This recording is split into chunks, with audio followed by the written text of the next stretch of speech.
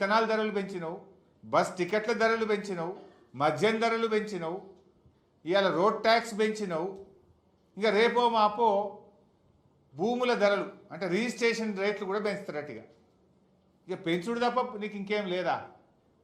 నువ్వేం చెప్పినావు? గ్యారంటీలు అన్నావు. గ్యారంటీలు గాలికి వదిలినావు.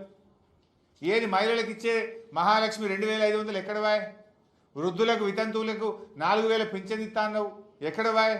నీ తులం బంగారం ఎక్కడ వాయ్? పిల్లల ఫీజు రియంబర్స్మెంట్ ఎక్కడ వాయ్? రైతులకు రుణమాఫీ సగం కూడా చేయకపోతివి. ఇచ్చుడు బంద్ పెట్టినావు, పెంచుడు షురువు చేసినావు. మద్యం ధరలు 2 సార్లు పెంచిండు, బీర్ ధరలు విస్కీ ధరలు పెంచిండు. ఇలా ఆర్టీసీ ధరలు 2 సార్లు పెంచిండు. రైతులకు విత్తనాల ధరలు పెంచిండు. ఇలా ఆర్టీఏ డిపార్ట్మెంట్లో 2 సార్లు ఫీజులు పెంచిండు, లైఫ్ ట్యాక్స్ పెంచిండు. ఇక ఈ జాలదట రేపో మాపో భూముల రిజిస్ట్రేషన్ ధరలు పెంచుతారు.